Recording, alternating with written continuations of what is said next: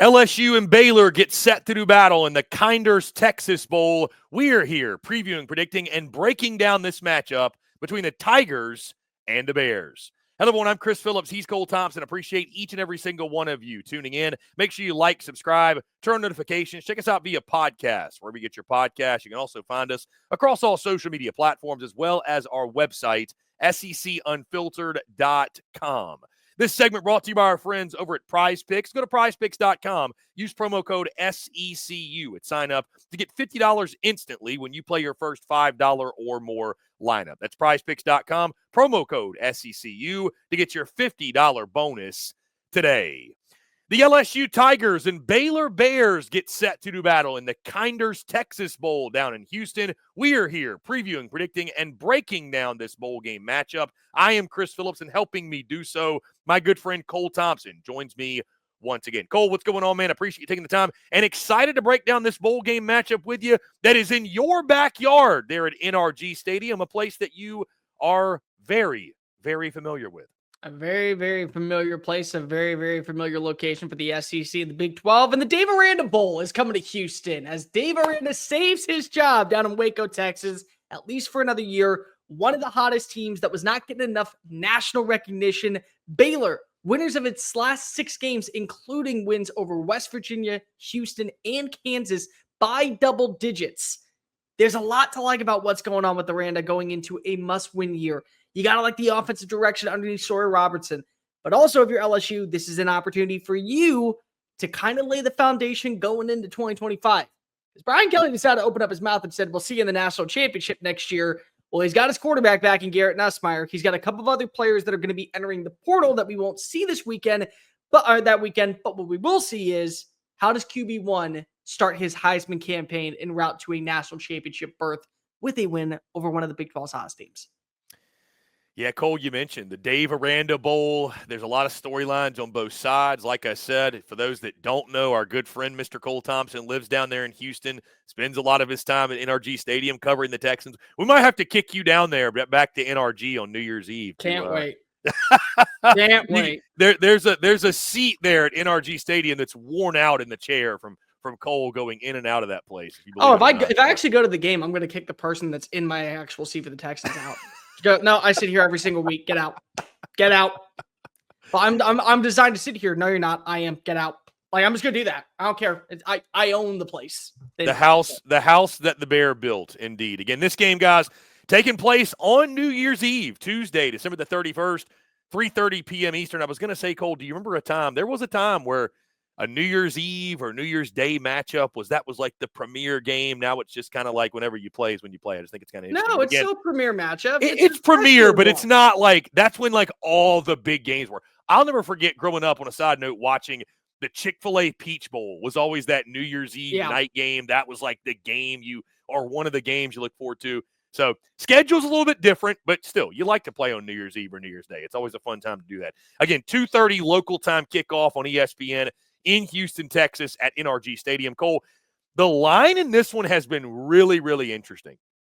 So LSU opened as, I believe, a 2.5 or 3.5 point favorite, Cole.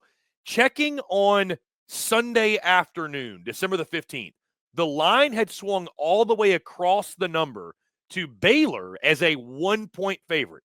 Checking as of this morning, the time of us recording, December the 16th, that line is now back to LSU as a 1 point favorite. So money being thrown around on both sides, kind of some interesting line movement there. But LSU, as we sit right now, is a 1 point favorite. The over-under set at 59.5. So Vegas is expecting a lot of scoring in this game. The all-time series, LSU leads this one 8-3. Last meeting, Cole, came in 1985. Baylor won that game by a score of 21-7. So, Cole, you mentioned as we dive into this matchup, I think the thing that stands out most glaring and what we talked about from the moment this game was announced, the Dave Arranda Bowl. Dave Arranda used to work at LSU, now the head coach at Baylor. And you as a Texan, Cole, are really familiar with the situation down there in Waco.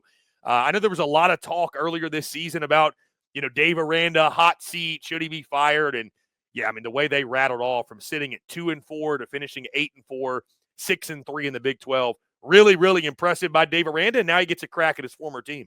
I think the really impressive part was that when they had to make the switch over from quarterback and Daquan Finn to Sawyer Robertson, the offense really opened up. Finished the year with 28 touchdowns against 7 interceptions, rushed for 4 scores, completion percentage of 62.8, passer rating of 155.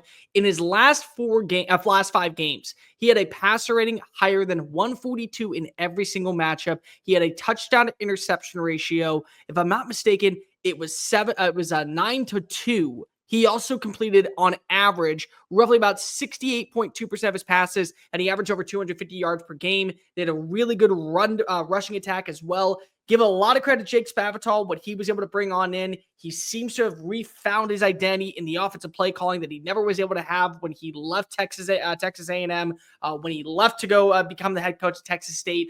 There's a lot to like about the direction of this offense, which I think is going to be really interesting in this game because of LSU's defense was so hit and miss in 2024. There was a lot of moments that you felt like they had turned the corner underneath Blake Baker, underneath Bo Davis, underneath Corey Raidman. And there were multiple moments where you also sit back and realize, well, if we had a better rushing attack or a better run defense, we can force them to throw through the air. And now you got to also throw in opt-outs, which is going to be really big. Some players have entered the portal. Some players are currently declaring for the NFL draft. That's going to factor into the outcome of this game. LSU is one of those teams where they may feel like a team that's trending upward because of what they brought in for 2025, but they can't shoot up in Houston at NRG Stadium come January 31st. And Cole, when I look at this game, that brings me to this. Styles make fights. We say that many times. I think the style of this game is going to be points, man. I think offense, I mean, Vegas obviously is expecting it with the total of 59.5. I think that probably goes over, man. I think we're going to have scoring in this game. I really do. I mean, I think it's going to be high-flying fireworks. Again, I think this is one of the more underrated bowl games when it comes to entertainment value. I think there's going to be a lot of points down there in Houston. I think this will be a back-and-forth game. Again, if you like points, you like fireworks, both these quarterbacks, I think, have a chance to have a great day.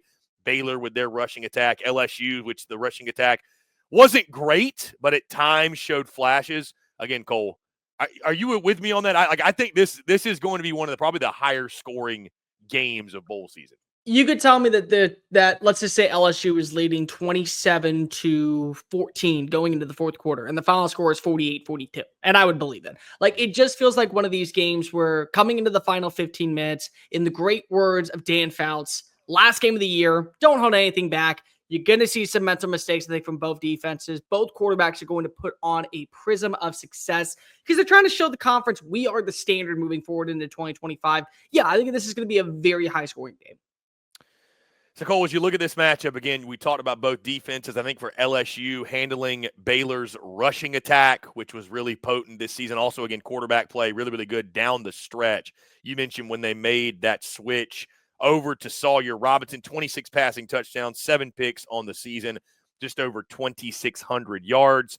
Their top tailback, Bryson Washington, 12 rushing touchdowns, over 1,000 yards. I'm assuming he is playing in this football game. I believe he is playing. He's a freshman. He is a freshman. He's going to play. They believe he's the future of this team. Yeah, he's going to be the guy for them, the bell cow. So he will go in this football game. They'll be at full speed. How do Blake Baker and LSU's defense? You know Blake Baker wants to put on a good showing in this bowl game, obviously, close out the season on a high note. And then again, on the flip side, with what Garrett Nussmeier, I think what's interesting, Cole, no Kyron Lacey, no CJ Daniels, right? So where do you go? Is it the Aaron Anderson show? Is it like where are you going on the outside? Did Kyron declare? I think Kyron did declare, unless I missed that. I may be wrong. I'm not sure on that one. I know that CJ Daniels said that he was entering the transfer portal, but I'm not sure if Kyron Lacey said he declared yet. Just yet. Okay, well, Kyron Lacey has not declared yet then. Excuse me. There we go. So maybe we are going to see him play. Yeah, maybe we are going to see him play. We know no CJ Daniels. Again, my apologies. You never know when it comes to these bowl games. Maybe I'll end up being right. Not that I want to be, but I'd love to see Kyron Lacey get to play in this football game. Either way, though, I think offensively, to your point, Cole, it's going to be a lot of downfield shots when it comes to Garrett Nussmeier. You saw them just bring in, or at least he committed, Michael Van Buren over from Mississippi State, the quarterback spot. So this is Garrett Nussmeier's team. Garrett Nussmeier's QB1, but maybe they're trying to bring in some competition, some pressure, or just the quarterback of the future. Either way, it should work out well for LSU. And, I think how last year, Cole, Garrett Nussmeier used the bowl game against Wisconsin as a springboard to be like, hey, this is a new era. I'm QB1. I'm taking over for Jaden Daniels. I mean, maybe Garrett Nussmeier, I think what a lot of folks down there in the Bayou were hoping for, Cole, is that Garrett Nussmeier can use this football game as a springboard to say, I'm going to have the year 2 jump as a starter that you've seen from some of the best players down at LSU. Joe Burrow did it. Jaden Daniels did it. And I know those guys are generational talents, but Cole, I think a lot of people are hoping for Garrett Nussmeier to have, again, that huge jump and maybe be a Heisman Trophy contender next season at the quarterback spot. So big game, I think, for Nuss in regards to springboarding into 2025.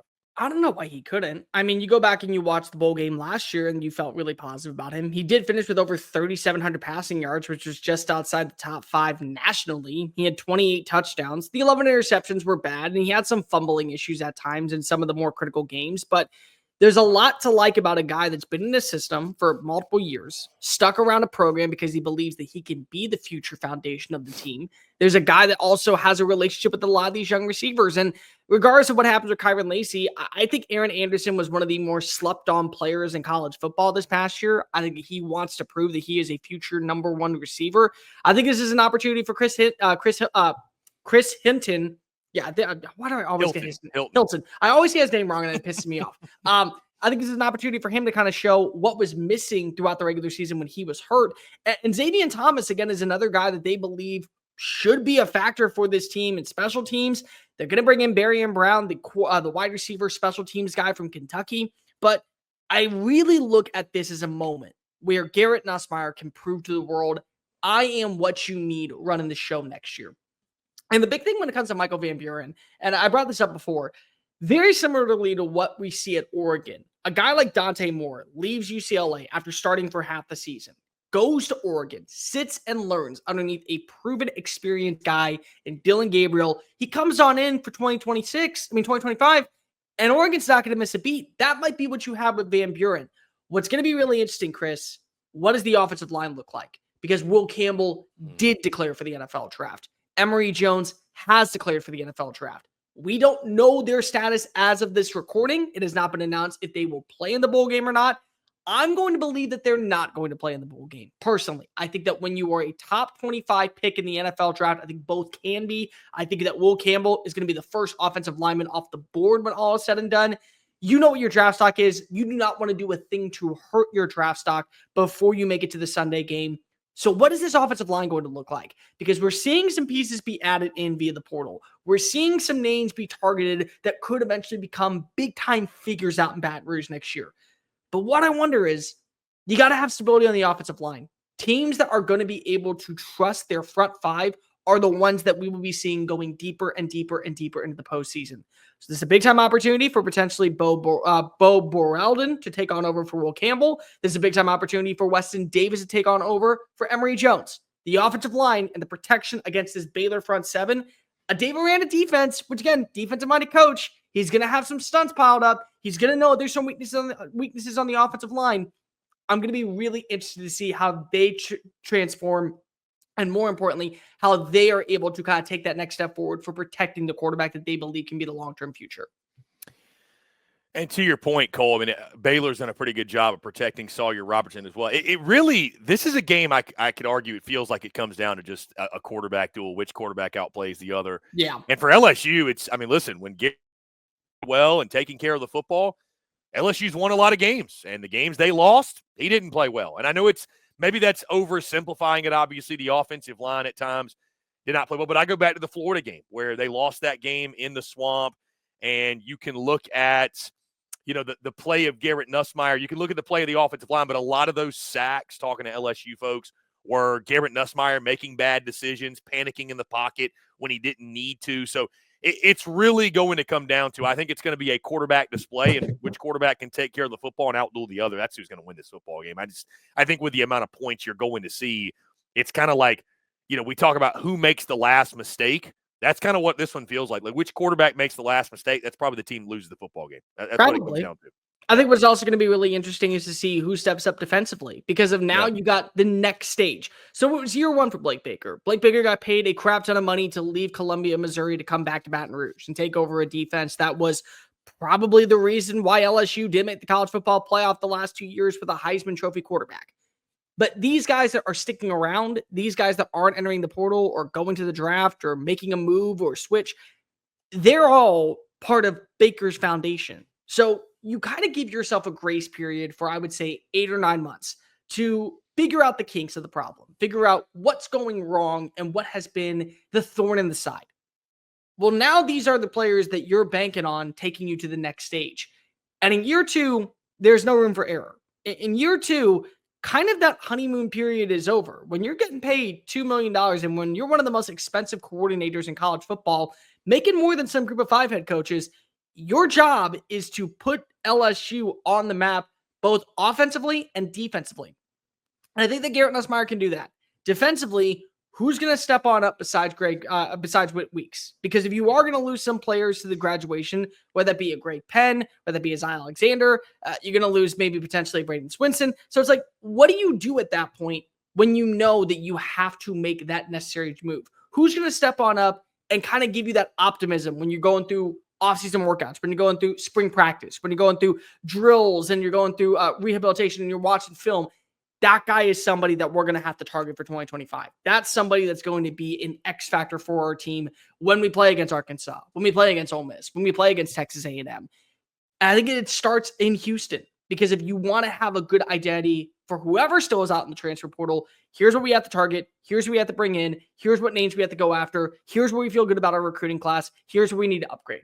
I think that that's going to really also define this game, because as much as it's going to matter for Baylor to set the tone on their offensive side of the football, I think it's going to matter as much for Blake Baker and his defense to eliminate those explosive plays, eliminate the run, and kind of remind everybody, this is LSU. We have a standard here, one that is sustainable well past just what we have seen in years under Ed Orgeron and Les Miles and Nick Saban. We're just as good as those coaches. In fact, we belong just alongside those coaches. We need that title to be able to prove it. To your point, Cole, with what Brian Kelly has said, also the recent NIL initiatives and push, the Kelly, the Kelly Foundation, he's doing the $1 million match, saying that, we'll see you in the national championship next season. Huge, huge bowl game for, again, springboarding into 2025, literally on New Year's Eve, building momentum for next season. And if you're Dave Arranda and company, again, you can do maybe what some think is unexpected, but, man, you can close out your season in style, get a 9th win over an SEC foe. Cole, that being said, let's go ahead and lock in some predictions, some picks for this Kinders Texas Bowl. I'll let you start. LSU and Baylor in your backyard. Who comes out on top? I don't know. I don't really want to pick this game because I feel like that it's just I'm going to be wrong no matter what. I'll pick like there would be a pick 6 by Sawyer Robertson and LSU wins. And instead of it's Garrett Nussmeier getting sacked out of the 4th and 17, the ball lands out of his hand, and then it's a fumble recovery in the end zone for a touchdown. Like, that's how I feel like this game is going to go. The Texas Bowl is one of the more underrated bowl games when it comes to college football. What's going to be really great is that if you know anything about the proximity of where Baton Rouge is to Houston, also how many people from Louisiana came to Houston during the Hurricane Katrina aftermath, they've settled their roots in this vicinity.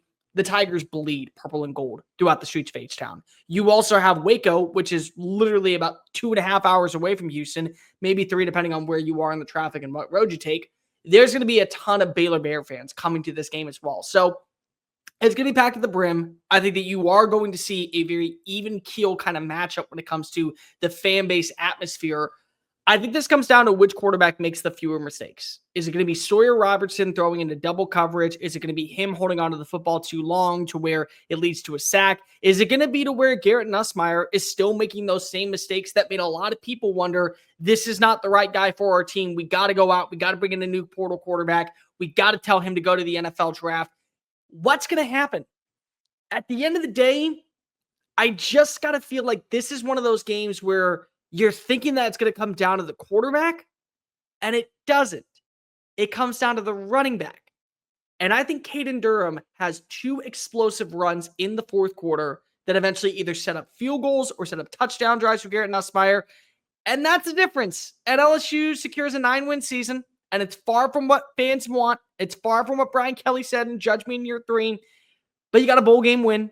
You are winning big in the transfer portal. You still are bringing in a top-tier recruiting class, and you're making your coach kind of offer millions of dollars to live up to the expectations about being one of the best in the sport. So that's, I think, at least somewhat sustainable and positive going into the offseason. You cap off with a victory right before the clock strikes midnight on 2024. You begin 2025 0-0. I'm going to go ahead and say LSU wins 37-31. Really weird scoring game. Like, there's just going to be two big 40-yard kicks, and then we're going to get like a light touchdown. That's what's going to happen. 37-31 LSU wins. Cole, I think you're on the right track when it comes to the style of the game. Listen, one of my favorite plays of bowl season, I love the over 59.5 in this game. I'm expecting a lot of points. I think, to your point, both quarterbacks are going to have a field day and play well. You know, you mentioned the running games. I do trust Baylor running the football more than LSU. LSU at no point this season has really established any ground game with any consistency. I like some of the players they have there in the backfield. And then you lose two of your top offensive linemen, or we expect you're probably going to lose them in regards to the NFL draft. Will Campbell, who was the other one? Emory Jones. Emory Jones, correct. Yes, you lose Will Campbell, Emory Jones. Probably, we'll see. That's not definitely, but probably with where those two gentlemen are going to get drafted. You know, I do think, again, Cole, you can oversimplify a matchup like this when it comes to, all about quarterback play. I think the matchup between Blake Baker and Dave Arranda, how they're scheming each other up defensively, I think is going to be really interesting in this one. But again, I think the offenses are going to be the story. But Cole, I'm going against the grain here. Give me the Baylor Bears, who have been red hot down the stretch. You look at them again, you mentioned very underrated what they did in their final, 6 games or so, winning those final 6 games. You mentioned beating West Virginia, beating Houston, beating Kansas, all by double digits. I mean, heck, they beat West Virginia by 14 points. They beat Kansas in that finale by 28 points in that game. So they're red hot down the stretch. I think they feel good going into this bowl game. I've got my questions again with LSU up front with those two offensive linemen. Again, if they do not go, if Garrett Nussmeier is under more pressure than normal, we've seen at times he is prone to making the big mistake. I think he will be the one that makes the final mistake in a high-scoring battle. I think Baylor will outlast LSU. Give me the Bears 38, LSU 34, and again, what's going to be one of the more entertaining games of bowl season. And Cole, I think a great way to go into the new year 2025 with this game being on New Year's Eve. So I'm going to go with Baylor 38-34 in a high-scoring affair. And Cole, again, right there in your backyard in Houston, it should be a fun, entertaining game. And like you mentioned, the fan representation should be great. This one should be really well attended. Both fan bases are going to show up and show out for this one, with it being in Houston, Texas. But I like Baylor to get the win, man. I expect the unexpected when it comes to bowl season. I think Baylor gets it done. So yeah, watch this be like a 17-14 game. Just watch it be like a 10-7 game. Well, hey, listen, if it is, not only did we miss on that, but Vegas did as well, because they've, again, got the total at 59.5. But, guys, do you agree with me? Do you agree with Cole? How do you see this one playing out when LSU and Baylor do battle in the Kinders Texas Bowl? Guys, that's going to do all for us. Appreciate each and every single one of you tuning in. Again, make sure you like, subscribe, turn on notifications. Check us out via podcast, wherever you get your podcast. You can also find us across all social media platforms, as well as our website, SECUnfiltered.com. For Cole Thompson, I'm Chris Phillips. Appreciate each and every single one of you tuning in, and we will catch you on the other side.